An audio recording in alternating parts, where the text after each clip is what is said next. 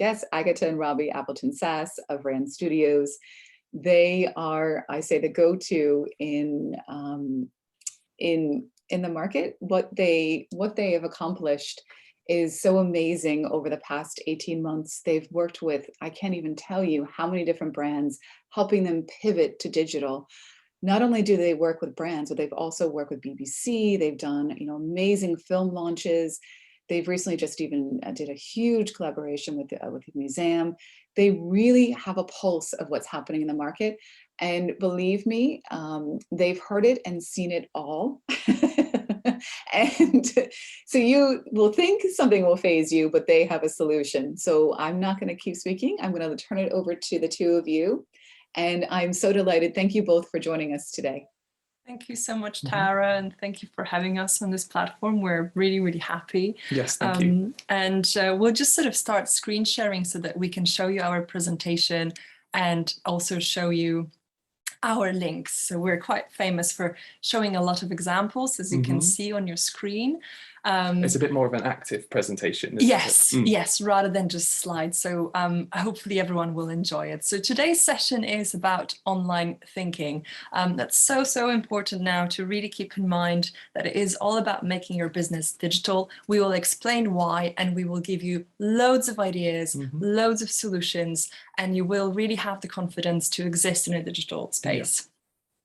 So a little bit about us. Tara mentioned a few things. Thank you so much for this introduction. I'm Agatha. And I'm Robbie. And we founded Rand Studio in London.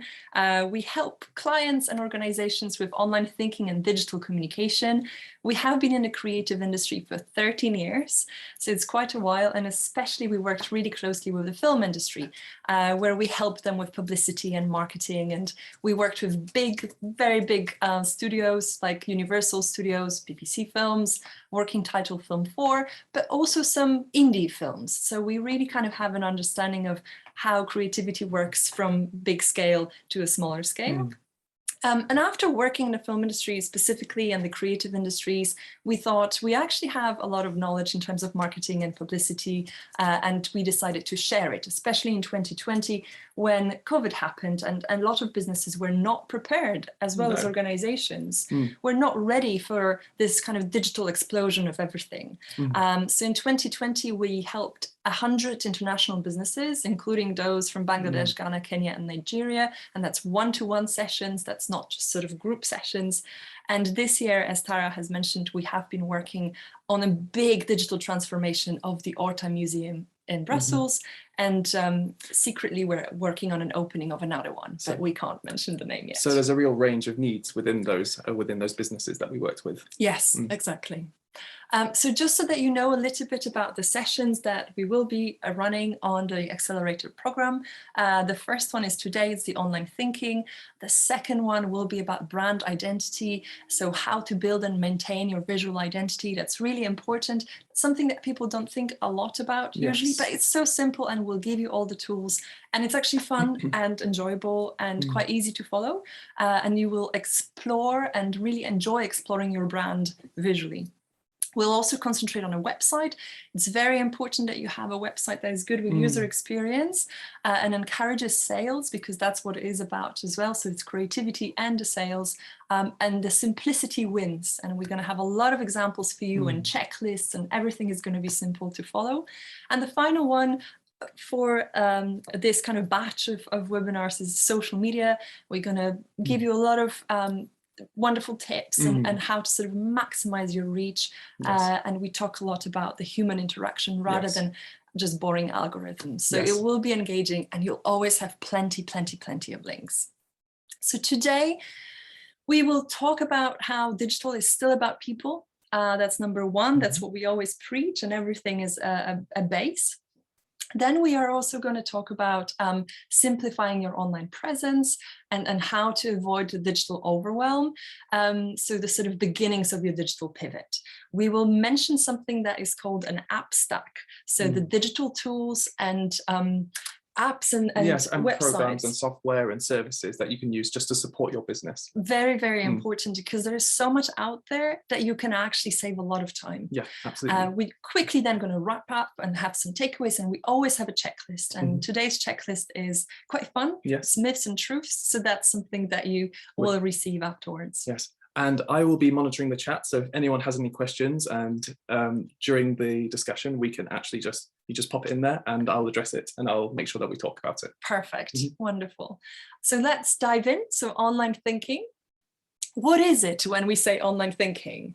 Because it's not really used that often, I think, as a phrase, but one of our clients called us online thinking specialists, and we just thought that's brilliant. Yes. Let's take that. So online thinking for us is when you start thinking about how there's a person behind each screen. So behind each phone, you don't concentrate on the data only or the algorithm only. You think about the fact that there's a person there engaging with you and engaging with your brand. And it's a real person holding your brand or whatever it is that you do in their hand. That's very powerful. That's a very intimate connection. You're in their personal space. So in the same way that we're speaking to you here on this screen right here, this is a real connection that we're creating. And that's really wonderful and something that should be appreciated and celebrated. So remember to think about people, think about how people behave, think about their community, who are they connected to. Don't think about just the algorithms and platforms, because I think that's what makes people a little bit scared potentially when they think of digital and going into that space. Also, algorithms and platforms, they change. Like yesterday, Facebook and Instagram and WhatsApp was out, right? So you're sort of out of control when things like this happen. But when you have a community, when you have people, when it's a real sort of connection, they will find a way to maybe speak to you in some other way, or definitely will wait, especially the 24 hours. But don't trust the platforms as much as you can trust the people and the connections that you make and the real community. So remember that digital connections that you make, if you look after them, they will become real connections. Nourish these connections, although they might be digital at the beginning, in the same way that you would nourish an offline community.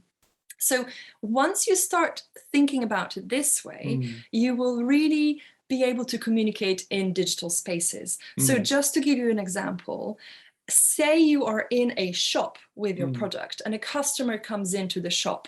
You will always greet them, you will always have a conversation, you will always ask and see whether they need some help, or if they ask you a question, you will always reply. Now, on social platforms, we very often see that people are engaging with the content and asking, for example, what are your opening hours? Or do you have this mug in green? And there's no reply.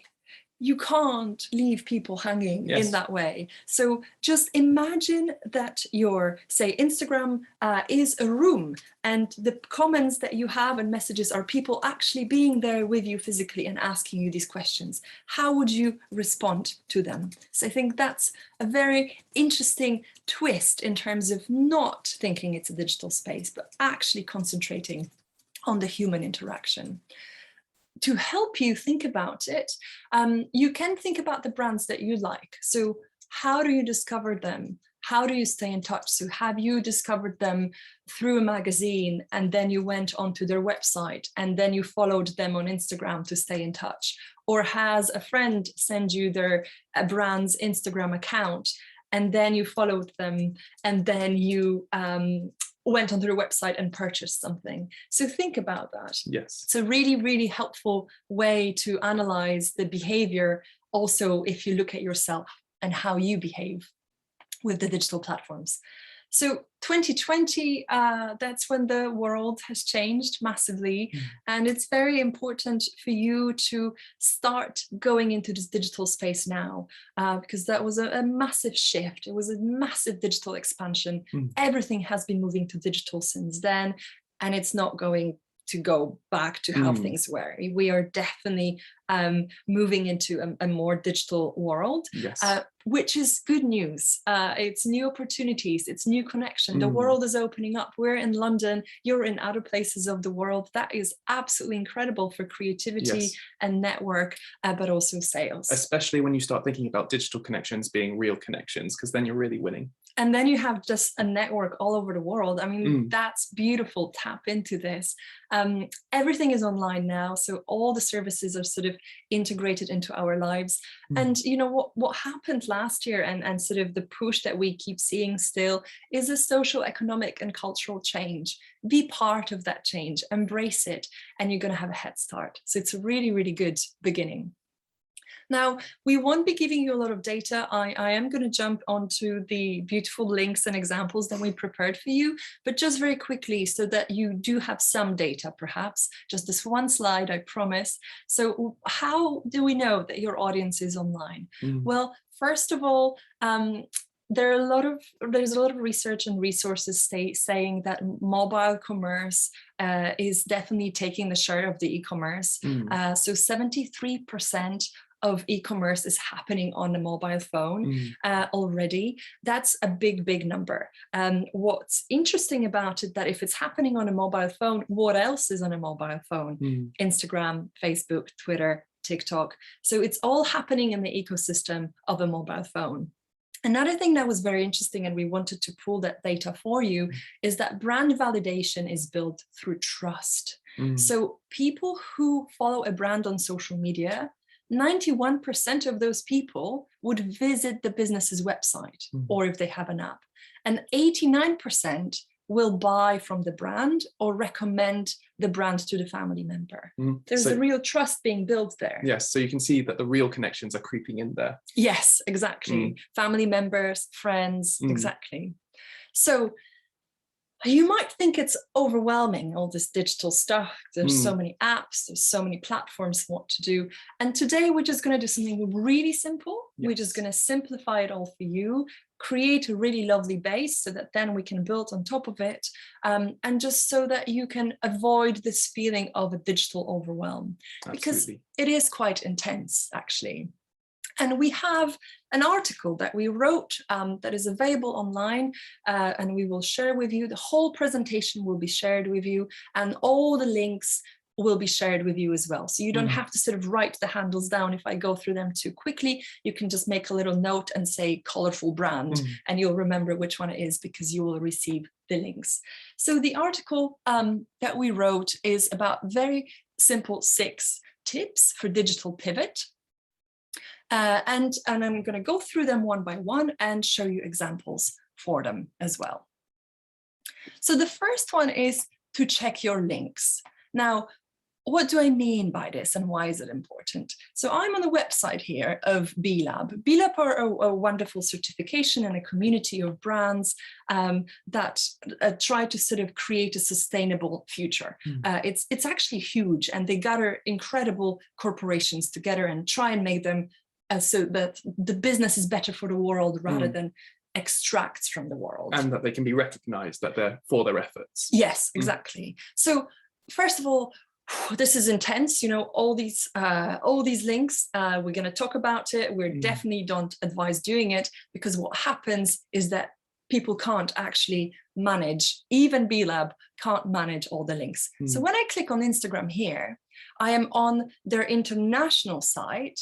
Their Instagram takes me only to the US and Canada. Now, I'm in the UK, so all of this content is actually not relevant to me because they are talking about the US and Canada brands. So where this icon should have taken me is the BLab Global Network, which is an account that isn't connected to the main website and is kind of a little bit abandoned.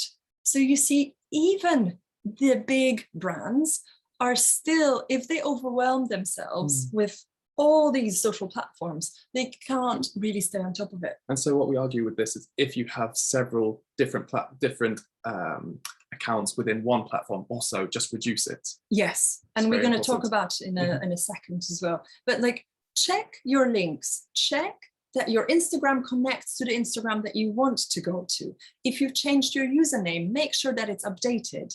All that is actually crucial that you understand. So all the links on your website have to work so that they take me to the right place, because users don't have the time anymore to try and research the correct Instagram account that is actually the one that they were looking for. And the same applies to your Instagram or any other social platform. We will be showing a lot of Instagram examples just because visually it's so much simpler than Facebook or TikTok. And it's very easy to scroll up and down to see the content, and very easy to sort of quickly have a look at what's happening in the main bio bit. But look here, local gatherings, wonderful, very beautiful account.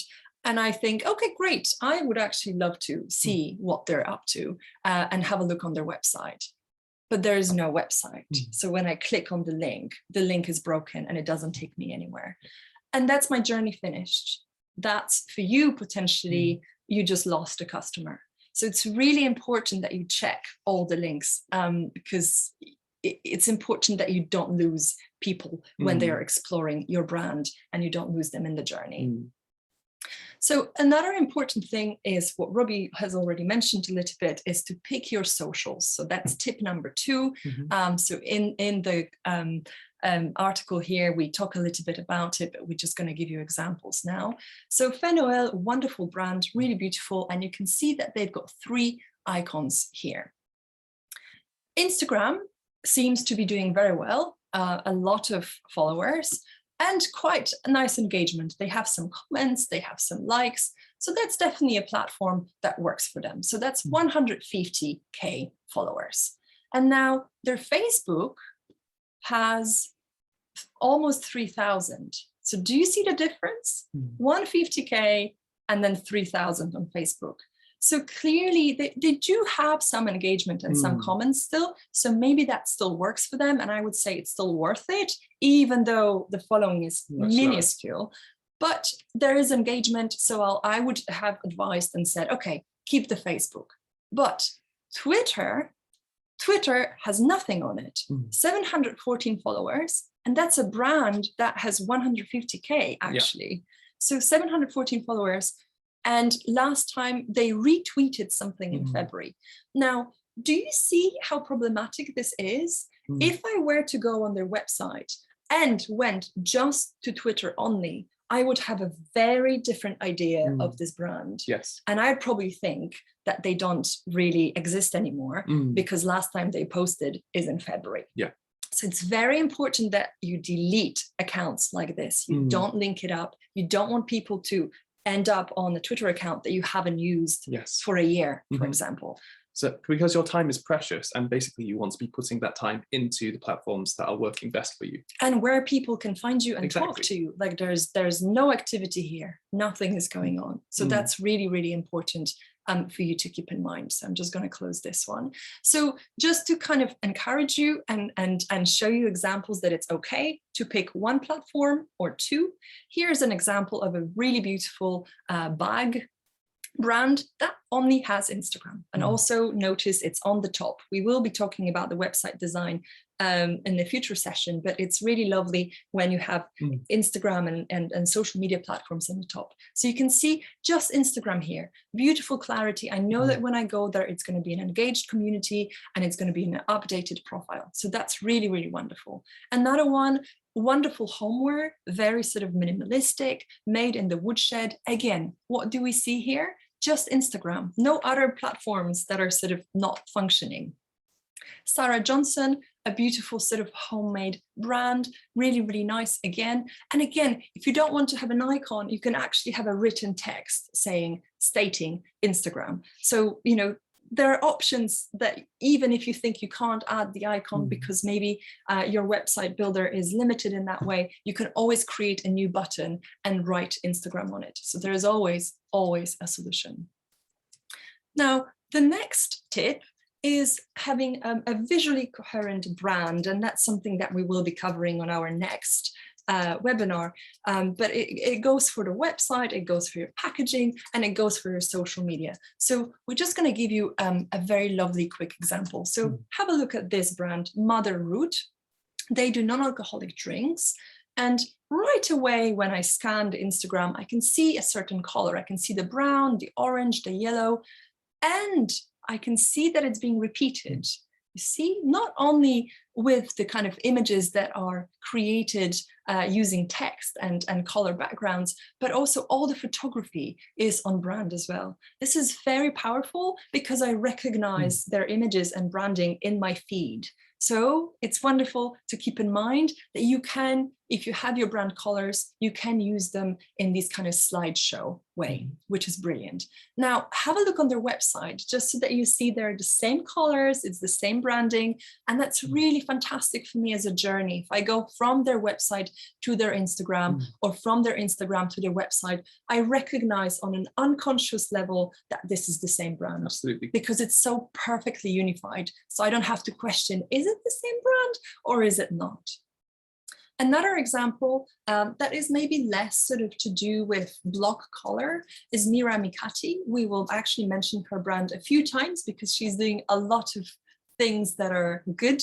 So she's a perfect example. So her brand, on the other hand, is very colorful. It doesn't have sort of set specific tones of orange or set specific tones of yellow. It just has a pop of color. It's just vibrant. Vibrant color. And you can see she's kind of photographing herself in her clothes, but also uses images that are colorful, that are not her brand images. And we'll talk about it in a second as well, but just to kind of liven up her brand and her feed. Now, this is mirrored beautifully when you go onto her website. It's the same poppy colors throughout the website as well. So you recognize the brand Absolutely right away. Now, if this is too intense and your brand is actually very muted and very minimalist, we have an example as well. So Cold Laundry, it's a fashion brand, and you can see on their website, it's just very beautiful, very subtle. And you'll see on their Instagram, it's wonderfully represented in the same way. It's the same kind of gray tones. It's just so calm and so soothing and very different to Mira. So you see how branding is so important because they have a totally different story. And you can see it simply by looking at the website and their Instagram accounts. It's very important that you come and join us actually on the next webinar so that we can help you think about it and so that everything can be sort of organized and on brand.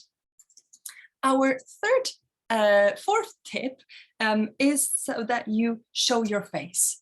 Again, if we're talking about the digital connections and if we're talking about building a community, people respond to people. Yes. And it's important that they see you. Now, we're not talking about you being featured all the time everywhere, but we're just going to show you a few examples and some of you might pick a few. So Chelsea Bravo, a wonderful, wonderful brand. Look, when you go onto their about, you just have this stunning portrait, just really beautiful image of the fashion designer and a little bit about the brand. And it's just so powerful. I already feel like I have a connection and it's a very clear picture and I'm really, really enjoying it. You can also feature your images on your social media. So Sophie, who is behind the brand Grain and Knot, which is a very beautiful homeware brand, she would feature herself every now and then. So she wouldn't be, as you can see in every single picture, but it's really nice that you can feel her presence. Sometimes it's a hand. Sometimes it would be her dog. At other times it would be hair again. And her hands, again, it's just a little introduction to her so that I feel familiar and I sort of care about her brand because she becomes a familiar face in a way, like a friend. And then you associate the product with a friend. Exactly. So it's a very clever thing. It doesn't have to be every single photo, but every now and then, if you could introduce yourself and who you are and show your face, that would really create, you'll see a big conversion actually.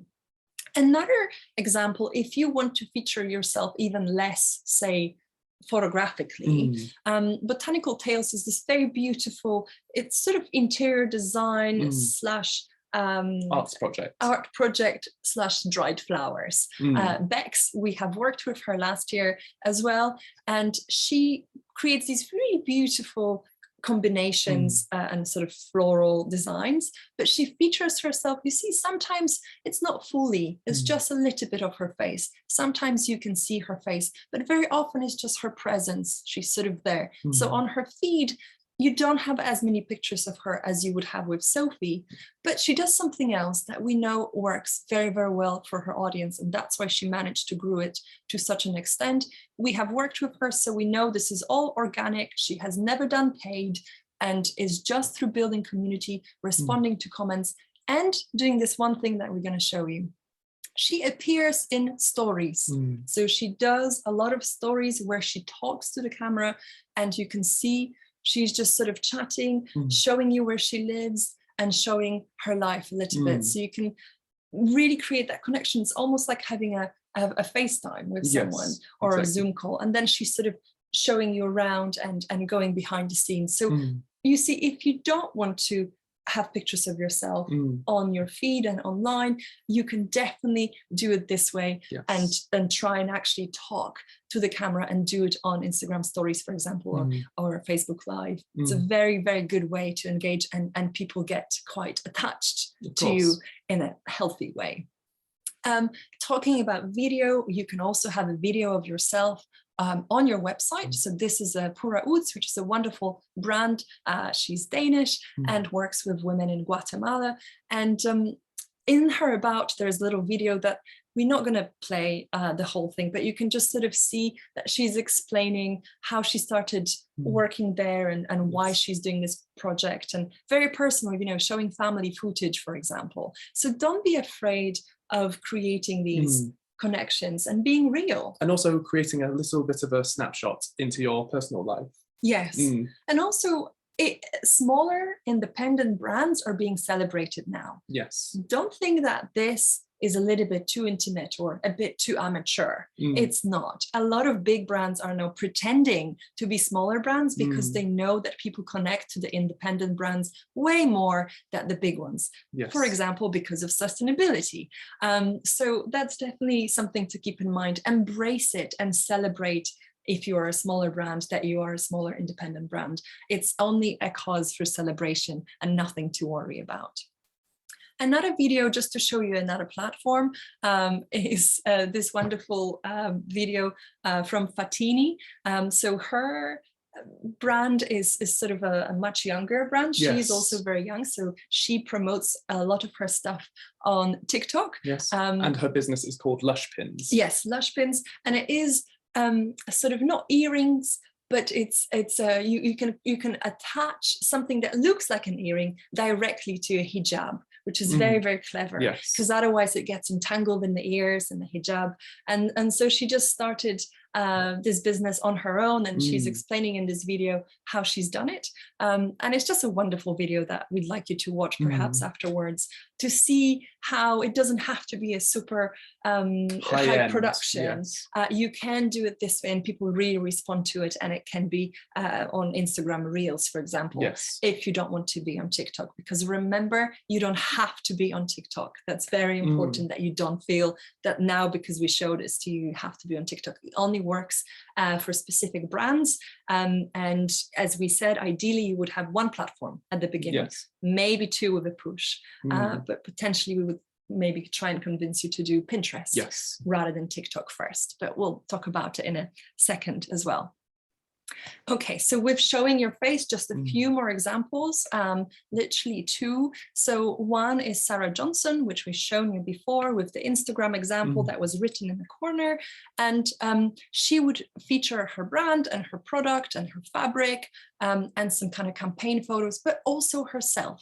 So that's her wearing the products that she has designed. And again, you just feel like, oh, I am getting a design from this particular maker, and she wore it this way and she stylized it that way, and I want to have a piece of it. Yes, you want a connection with it.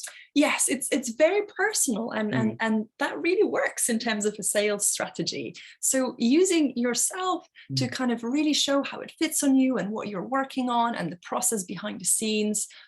It's incredible, and your audience will love you for it. And you can push it even further.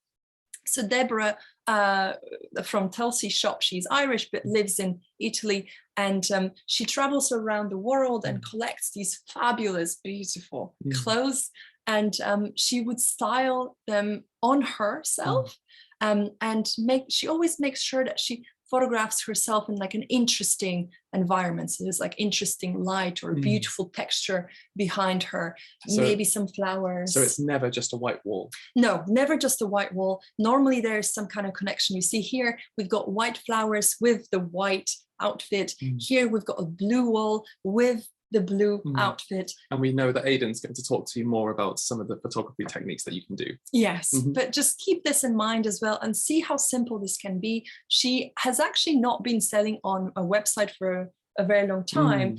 Predominantly, she has been doing sales via DMs, so direct messaging on Instagram. So she's been using the direct messaging as customer service. Exactly. So it's a very interesting. Have a look on her account. Now her website is updated, and you can buy things from her website. And she's kind of losing that engagement. You know, she used to have 100 comments. Now she has 19. Because she doesn't really chat with customers in the same way. It's not customer service. She would decided to go and have the website. You can have a better balance, I think. You can. But it's an interesting journey seeing her move away from just using Instagram. It probably got really intense for her, because if she has that many followers and everyone was messaging her and she's just one person, that probably was quite a lot to deal with. So the fifth tip is, that's the most important one, potentially, to be a curator. Now, what we mean about this is that social media and online presence very often feels exhausting because you have to talk about yourself all the time, or you think you have to talk about yourself all the time. And that's not true, actually. You don't have to. The way to think about online presence is almost like you are a magazine editor.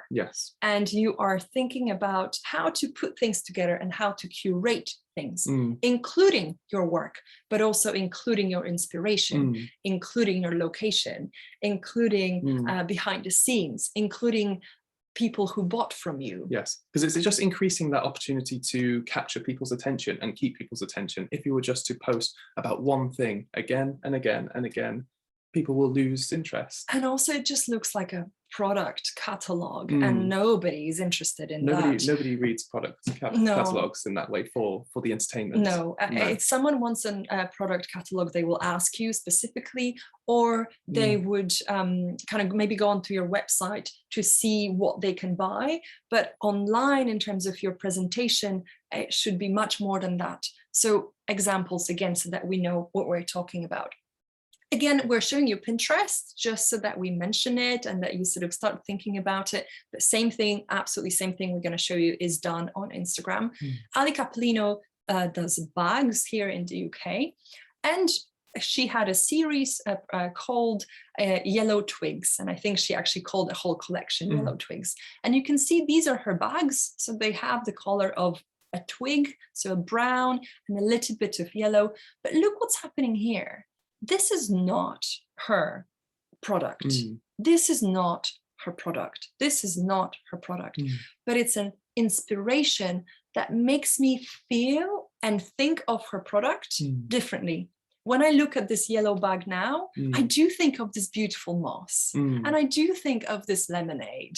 You know, it just kind of takes you elsewhere. It's a very beautiful, creative exercise, actually. And you're sort of inspiring people and showing them, communicating how you want people to look at your product. So wonderful example. We're going to show you a few more. So here, for example, same brand, different collection.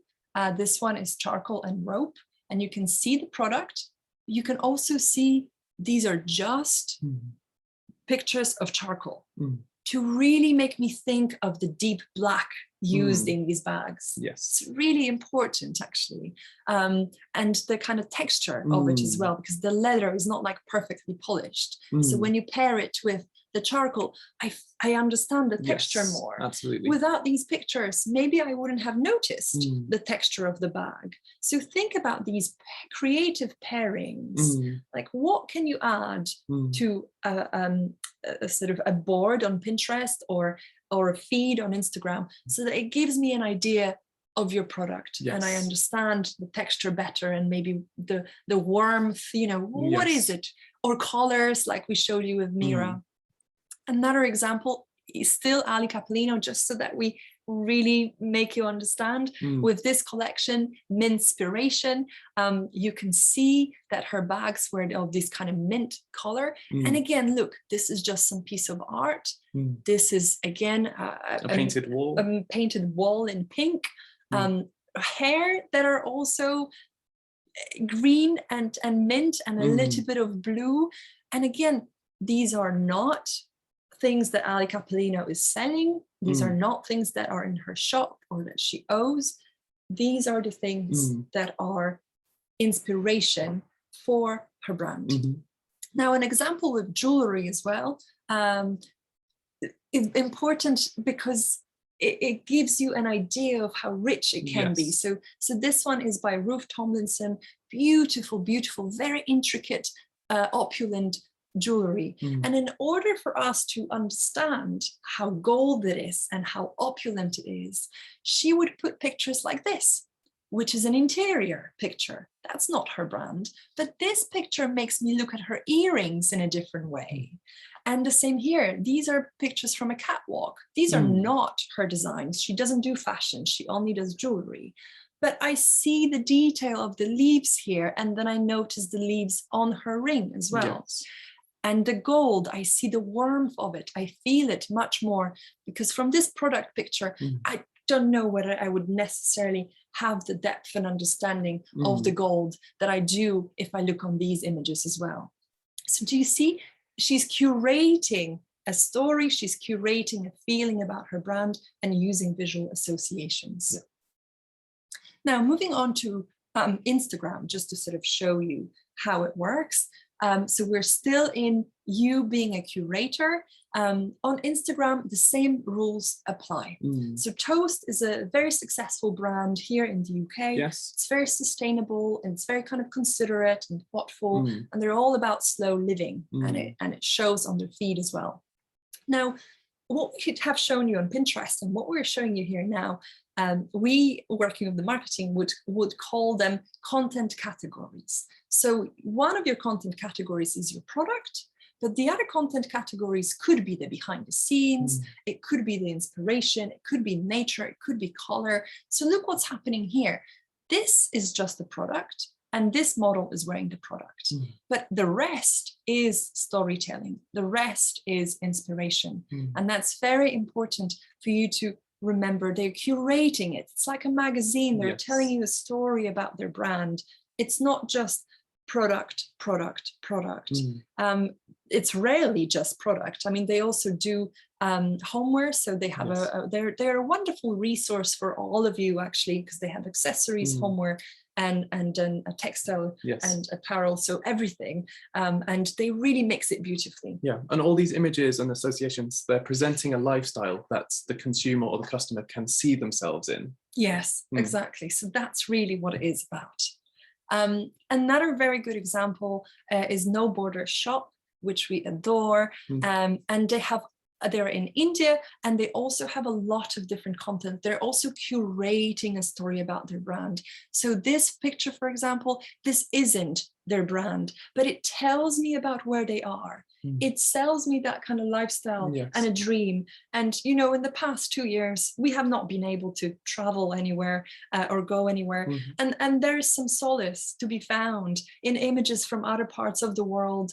And maybe when I'm at that point, I would love to buy something from their brand. Perhaps, I don't know, let's say this dress because it's here. And then I will have all the associations of where it came from. So you're not just buying the product itself. It's sort of easier for you to sell it if you have the story around it. So if you have, say, the spices of where you are, or the little moments of life on the street, like here as well, the location. The colors of where you are. The colors of where you are, or some art, for example. So they really curate their brand, but these are not, you know, they don't sell this painting. They don't sell these herbs. They just put them there so that it gives me a feeling of what the brand is. And it's just so rich and beautiful. You know, it really makes me want to be there. and I can't be there, but I can maybe get a dress and be attached to it. Exactly. And then going back to being a sort of vying for the attention and being entertained, we're thoroughly entertained by this. We enjoy looking at this feed. We enjoy being part of it and learning more about this culture. And it's so much more interesting than had this been a product catalog. I mean, this is just absolutely beautiful. But I promise you, these pictures are taken on a phone at the market, you know. So it really doesn't have to be high-end production. And that's the beauty of it. Another example is Ishkar, a wonderful, wonderful shop here in London. They curate their objects actually from places that normally would be in the headlines as places of potential conflict, but they go beyond that, and they connect with craftsmen and craftswomen, and they'll sell their product. And they are wonderful in terms of representation of the brands. So they really concentrate on the human aspect. They feature a lot of people. They do feature product, of course, as well, but they also feature the location and architecture and nature. So it's really important that you remember that you can add all these things and that you can become like a mini magazine. And then it creates it's exciting and it's more fun rather than thinking, oh, what do I need to post now? Another product picture. You actually just look around you and there's so much to take in. It's very beautiful. Another very simple example, because this one is so important, we're going to share a few more with you. Thriftwares, it's a vintage store, and you can see that this is the vintage piece of clothing for sale. This is the vintage piece of clothing for sale, and this is also a vintage piece of clothing for sale. However, this, and this is pure inspiration. It's just to curate the feed. It's just to make me feel, you know, what is the mood of these clothes? Maybe notice the yellow flowers a bit more here because of the yellow mango and the yellow leaves and the yellow car.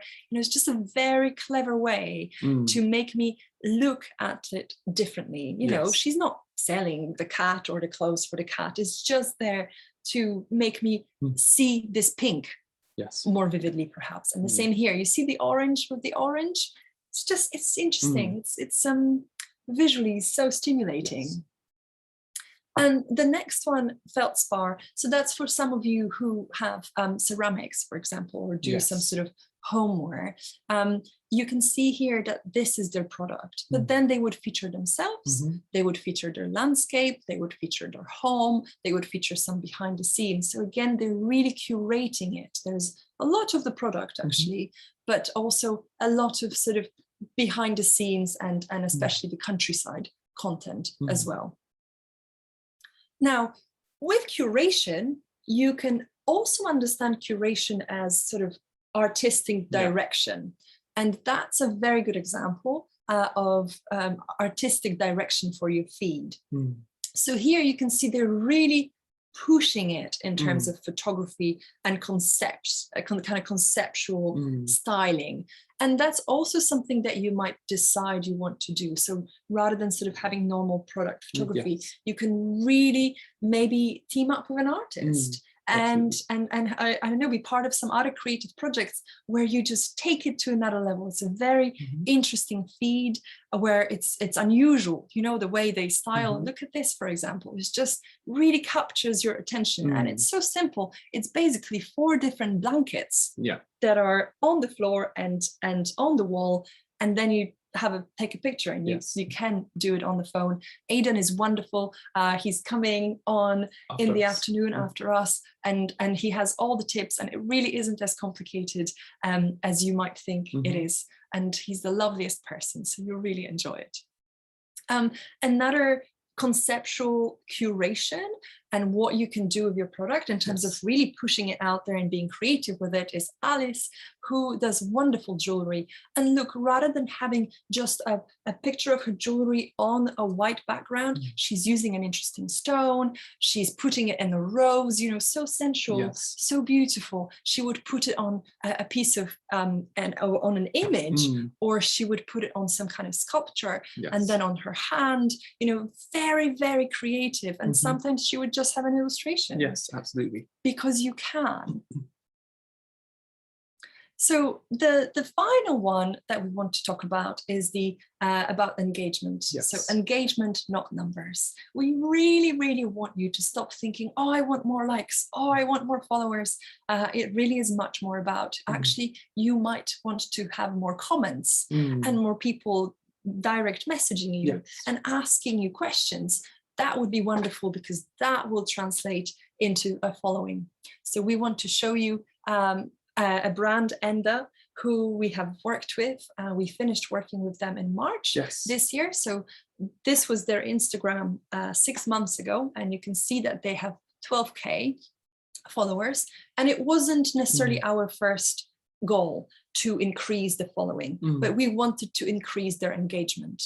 And really good news, in half a year, they have 4,000 followers more without us wanting to necessarily just hit that number for the number's sake, but because we told them to do one simple thing, which is, I mean, we told them a few things actually, but the main thing is be present and comment and reply to people. So when you look here, for example, on the latest post, someone is sharing emojis and they are replying to every single person, because it's a person walking into their store and saying, I love these shoes. And that's so important that then you say, thank you. I'm so happy you are enjoying my collection. You can't just leave them there. That's really sad and heartbreaking, actually. So always reply. Yes, and it sort of, it takes away the trust that someone has put in the platform in order to communicate and to connect. Yes, someone visibly shared an enthusiastic comment about what you've done, and you just left them there on their own in the room without responding to them. So you see, this really simple trick of actually replying to people and replying to messages and encouraging conversation and being present and also commenting on other people's platforms creates the growth that you're after. So, but without thinking about the numbers first, you first think about the community, and then the community expands because people can see the interaction. I can see that when I comment on their account, I will be able to get a response. Yes, and that creates a lot of trust. It does. So that's Enda for you. Another example in terms of the same growth and building a brand is Our Lovely Goods. And it's a wonderful shop with homeware, and they are in Aberdeen, I think, aren't they? Yes. I think they're up in Scotland, very far, very cold, but lovely. And you can see here, they do exactly the same thing. You know, people are messaging and they are replying. Now, ideally, you would reply with a bit more than just emojis for the algorithm. That's where it pays off. Because if you reply with words, the algorithm promotes your post because it recognizes that there is a real conversation. Yes, the higher the word count, sort of the higher the ranking. Yes, so always say thank you rather than never just do the likes, always engage, but try and do more than just emojis, because you see they're only getting emojis because they only reply with emojis and started writing real sentences, and now they're getting real sentences as well. Finally, Mira, again, yes, because we kind of want to wrap up on the 6 tips that we have. So her links, all her links work. So that's number 1. She has picked her socials. She only has 3. Her feed is visually coherent. We've identified that. She shows her face. You can see it here and here and here. She is a curator because she posts pictures that are not her brand. It's just art or just some inspiration. And she is very engaged. Again, when you click on this, for example, you can see that she replies to every single person. Every single person deserves a response because it's every single person coming to the shop and saying hi and commenting. So now the kind of final things before we finish. So this is quite a sort of quick closing section about your app stack. So an app stack is something that you would need to discover on your own, but you will have this presentation and you will have this list. And very briefly, I'll sort of go through some of it with you so that you have a reference. But again, all these links you will receive and they will really help you think about what you might want to use and what you might want to explore. So in terms of sort of digital expansion and what to do with the folders and what to do with the files and the cloud storage and transfers, You might have already started using Google Drive. It's a really good one. We use this. Yes. It's very collaborative. It's fantastic if you want to have your files there and organize them in folders. You can do a similar thing on Dropbox. You can also share the files in Google Drive and in Dropbox with others. So it's perfect for collaborations. And if you just want to send the files somewhere else, you can upload them and use WeTransfer, especially if they're really, really big. Yes. So that's a wonderful little hack. In terms of content creation, again, we have wonderful Aidan talking specifically about video and photography, but we will just show you Canva quickly and a few other apps that maybe he might not mention because it's more on the social media side. So with Canva, we will definitely go into Canva in more depth on the next webinar. That's where you've got templates that you can create wonderful social media posts, and it's all done and ready for you, and you don't need a graphic designer. No. You literally just type in what you want, you pick a color, and it looks as if a graphic designer designed it for you. And it can be downloaded straight to your phone as well. So and posted on Instagram right away. Very it's easy. Amazing. So another one is Vosco. So that's for sort of editing pictures and giving them a beautiful filter. A lot of professional photographers use it. So if you photographed something on your phone and it maybe isn't looking great, Vosco might potentially save it. If you want to have interesting stories, beautifully designed rather than just a picture, you can use this app called Unfold. Look how beautiful it all looks. All you do is pop a picture into a template that already exists, which is brilliant. Another thing that you might explore, especially for testimonials, potentially would be forms. So you can use Typeform, for example, which makes beautiful forms. So any surveys or anything, any data you want to collect, stunning, absolutely stunning. Or you can also just use Google Forms, which are very handy and brilliant.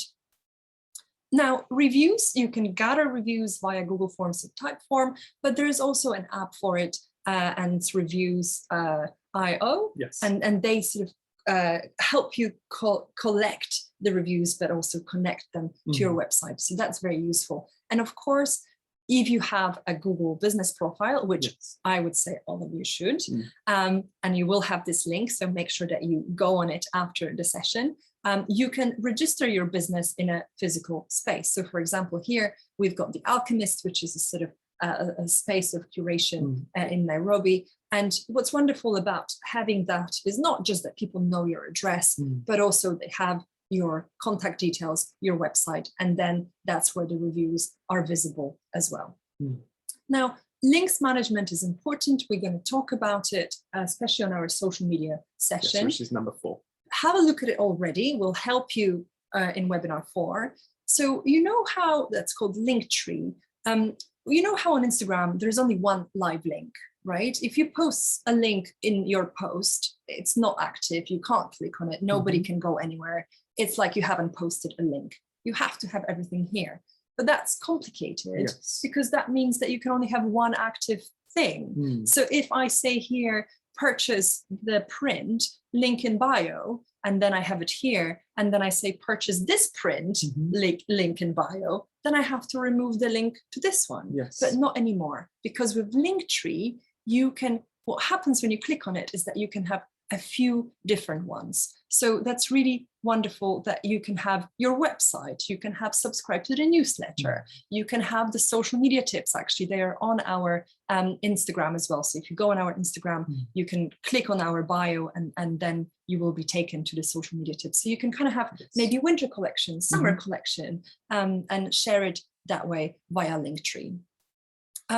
Email marketing. So most of you probably would have heard of MailChimp, but there are other things like Squarespace, which is a web builder. They also have email marketing. Substack is another thing that sort of allows to send you a lot of newsletters.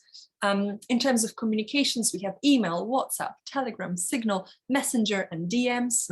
And with those, it's particularly important to pick the one which your customers are actually using and communicating on. And the ones that you know you want to respond on. If you don't want to be on WhatsApp, don't be on WhatsApp. If you don't have the time, the worst thing that you could do is to give a number on your website that you never check, and then people think that you just don't reply and ignore them, and that's so bad for your reputation. So only share the details that you actually want. So if you want to be DM'd, if you want to be contacted on Instagram via the direct message, perfect. But you can also say, email me rather than message me.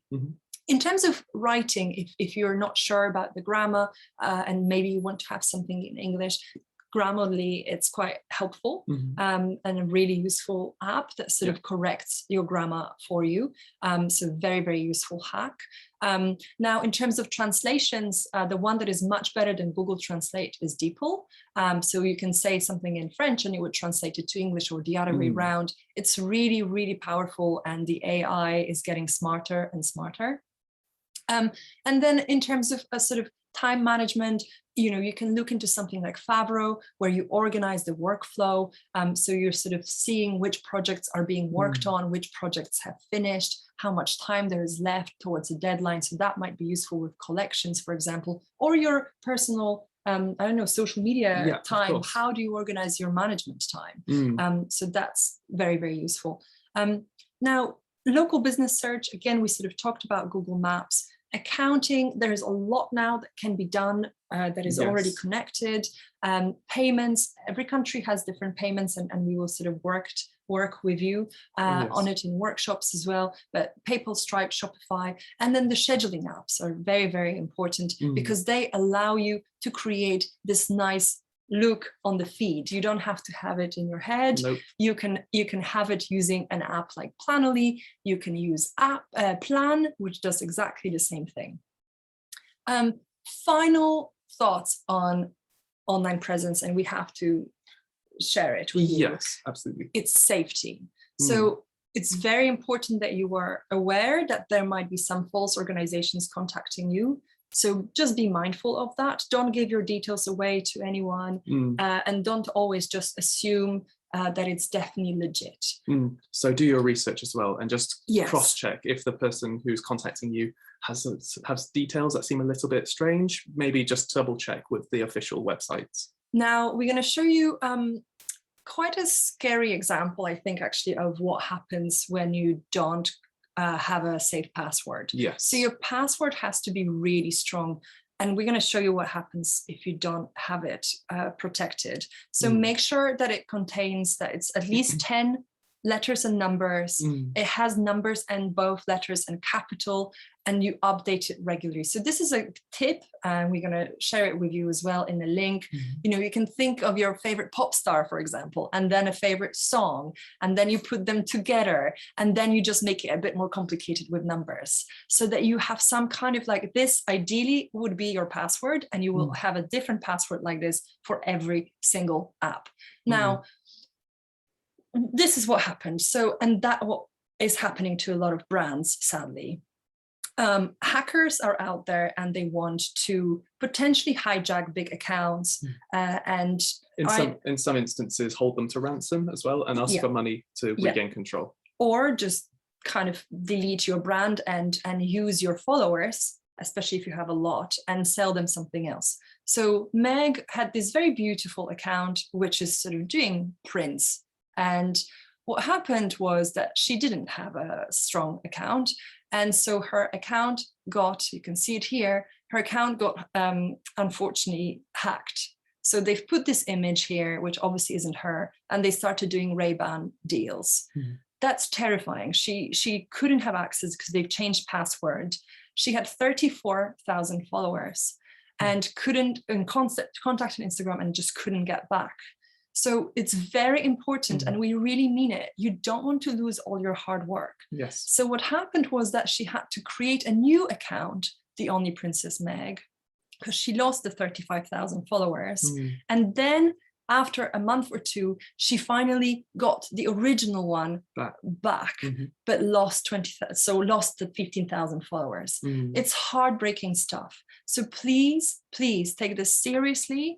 People can also be sending awful messages from your account if it's not protected, and you don't want that. Please make sure that all of you after this session change your passwords, and ideally you use the two-factor authentication. That's so important for you as an extra layer. So Instagram, for example, offers it, and Facebook, that they would text you when you're logging in. It's a bit of a pain, I understand, but you don't want to lose your brand. It's so important. You've worked so hard. You need to protect it. Final thing is your well-being. Yes, we teach online presence. Yes, we teach social media, but technology is a tool. Don't get addicted. Use it on your terms. Be conscious of the time you spend on your social media. Be mindful of what works. Take note of it, but also just don't get into the habit of being on it all the time. Use it only for business. Don't use it just to scroll around and escape. And there's a very helpful tip, actually, a whole website from the Center for Humane Technology, and we are sharing this with you as well, of how to be a bit more mindful, how to remove some apps, and obviously they're very sort of anti-social media, and it's very important for us that as a businesses, we are on social media, but there are some tricks here that are very useful and helpful, and do have a look, because otherwise it can be very overwhelming. So we've got 3 minutes. So final thoughts. We hope you can see how social media can improve the visibility of your business, even if you're a B2C, but especially if you're a B2B and B2C. Shift from thinking digital, algorithm, data, think about people. There are people behind these screens. Digital connections are real connections. We're really here talking to you, sharing this with you, and we feel that you're there. And start today. Just start thinking about today, because that's how you're going to be prepared for tomorrow. So we have a checklist for you, so you can have a look later on of myths and truths, just 5 very simple ones in terms of what is not true, but very often is being said that this is what online presence is, and then what is actually true. And you can sort of maybe read it and relax a little bit. And the final thing is just remember, if you are transitioning to digital, you're just moving away from something without having left it. And you're moving towards something that you don't know what it is yet. So it's an awkward space. It's a little bit uncomfortable, but you'll get there, and we will help you get there. So if anyone has any questions, we would absolutely love to hear from you. Thank you again. It was a pleasure, and let's chat. So we've got a lot of really good questions coming in. Oh, amazing. In particular about social media. Great. So I've mentioned that we will be talking in more detail about these topics in our 4th webinar for social media, but we will answer these questions now. Great. So does it matter how many times you post to Instagram, and how important is it and when is it important to do lives? So we do get asked this question quite often. And we have it here ready for you. So there's this myth that you should be posting 3 times a day.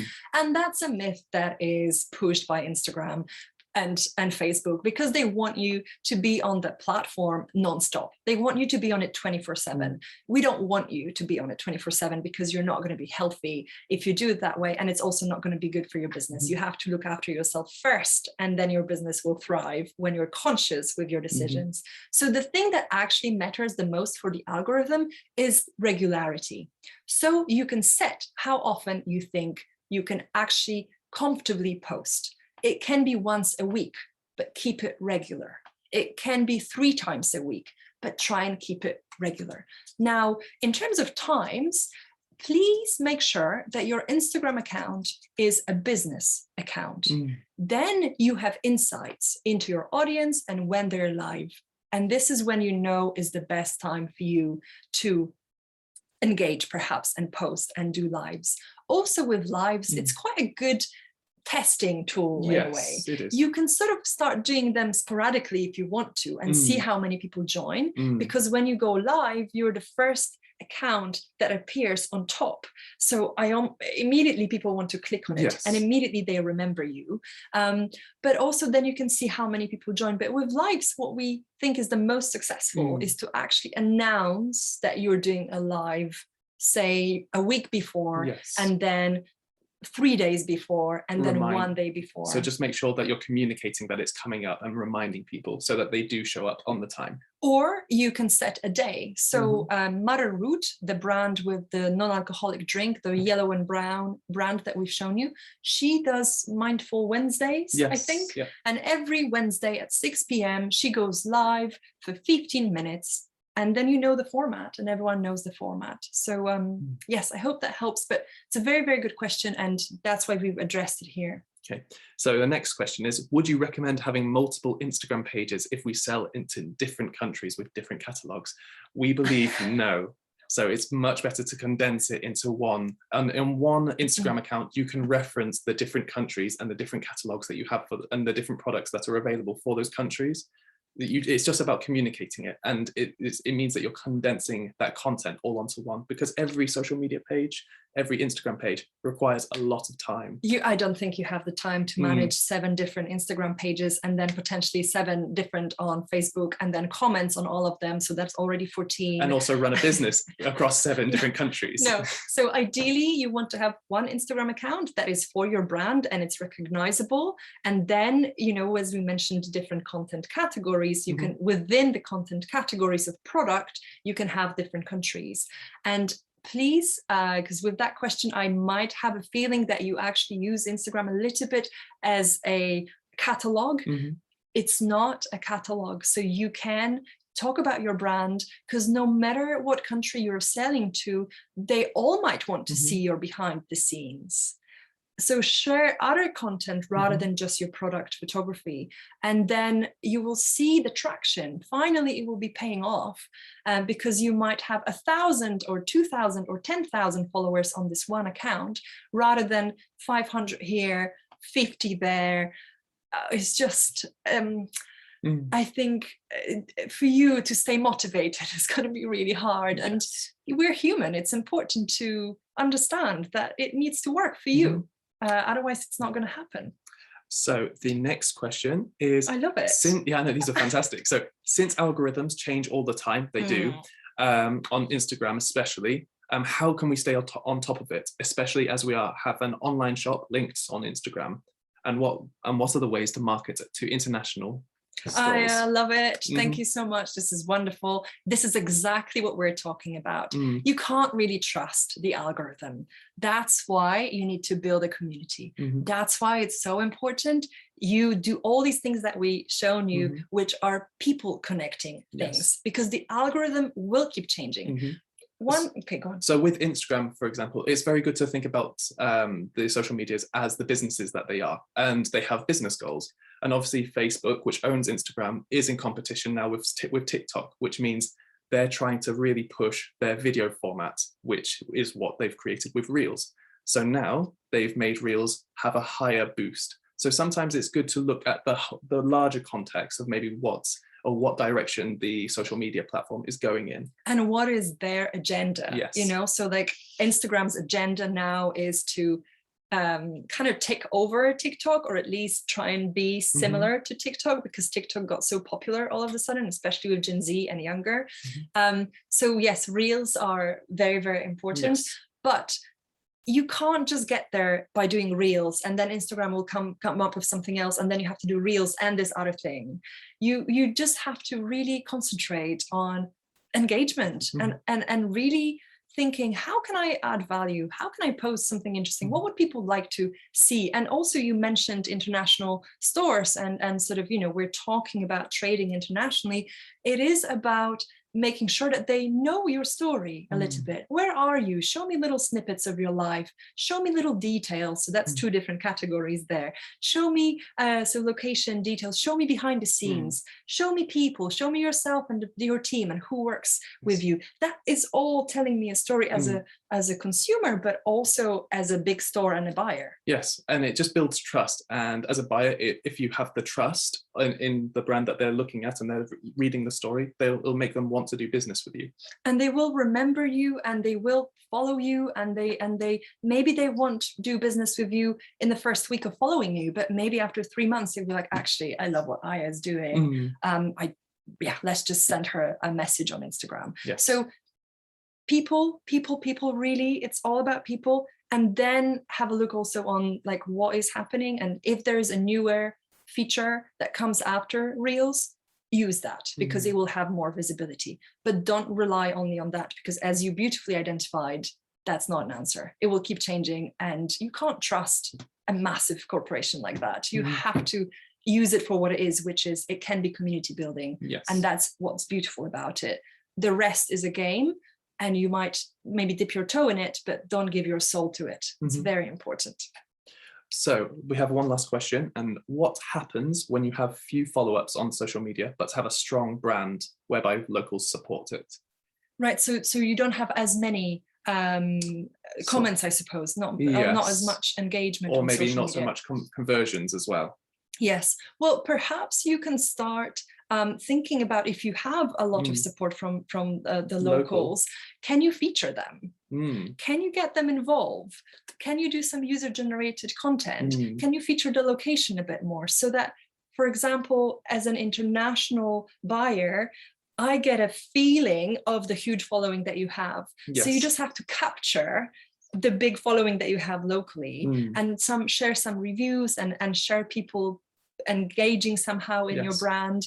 And then I can see, oh, that's interesting. Okay, there's a lot of interest in this brand, actually. Let me get on it as well. I don't want to lose out. And then slowly it will build up. So again, people really. And also with the local support, if you want to sort of really galvanize that and really encourage that, maybe think about what platforms are they on, what are they communicating on.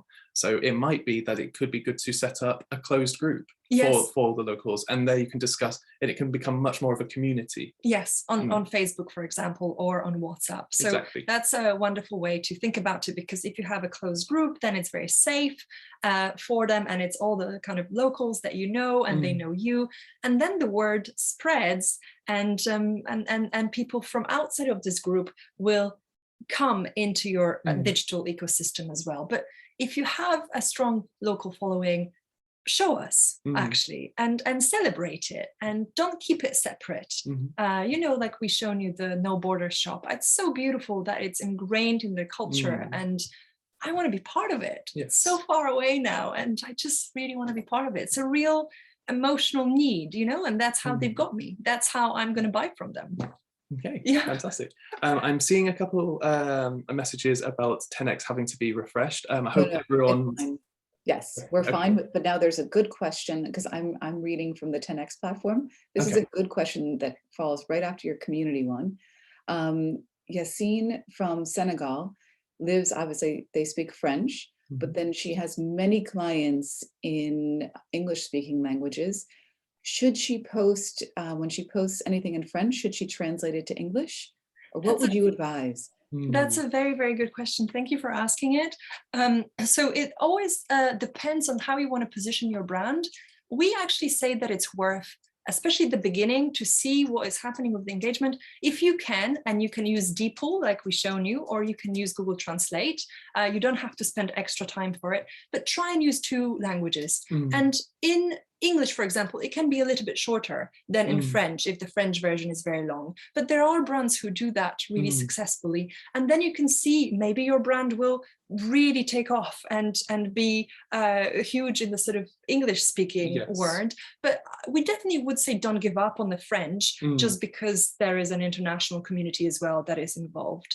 French is equally important, and your heritage and where you are is important. And we actually know quite a lot of influencers and activists, I'm thinking of Funny. Yes, absolutely. And people who are who have brands and predominantly in France and in Belgium, and predominantly write in French. If you can squeeze both languages, that would be great, but don't overdo it. Don't try and have a translator on board. Yes.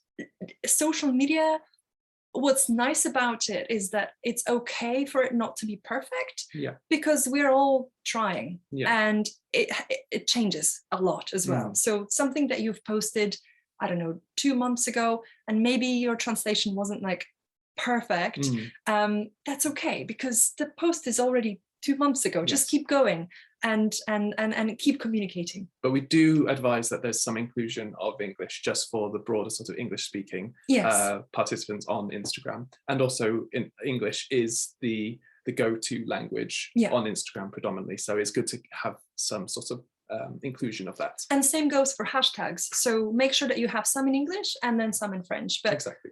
Definitely, it's absolutely fine to use both. And thank you for asking that question, because that is very important. And we just don't think that English should be the main predominant language. So keep it in French and add a little bit of English for people to understand. But it's kind of nice for me personally, if I go on a French brand and it's all in French and it just takes me somewhere else. Yes. It's almost like I'm traveling, and then there's a little bit of something in English, and I feel like, okay, they're still talking to me, but it's like the French language is also so beautiful. So yeah, definitely embrace it. And I realize you can't see, there are tons of people thanking you for your amazing tips. Wow. Thank you. There's a couple of questions that I know that you're going to get into your next webinar. A lot of people are asking now, how do we implement this? What are the next steps? Which that's what your next couple webinars will be. Yes. So stay tuned, everyone. More exciting tips. And I really want to thank you, because I actually, 2 new apps to add to my app deck. I didn't use, yes, I was like, ooh, I like that one. I never used that one. So really grateful. And yeah, really looking forward to your next webinars. And yeah, and then everyone, we're going to be back at 1:30 Paris time. And we'll be with Aiden, who will basically then follow the next step of this is taking the pictures. And then we will have Britta Duncan right after him. So we look forward to seeing you. And again, Agatha and Robbie, I'm going to take screenshots for you. Such a beautiful comments. And thank you all so much, because I know you're all very busy entrepreneurs and business leaders. And I really appreciate you taking this time to be with us as well. We've really enjoyed reading all the comments. I'm loving the wall. I'm learning a lot about who's here as well, and I'll share with the team too, so that they all can see too as well. So have a little break. And then again, thank you so much, Agatha and Robbie. Thank you so much. Thank you for having us, and have a wonderful session with Aiden and Britta. They're amazing. So make sure that you come back. Bye. Bye-bye. Thank you.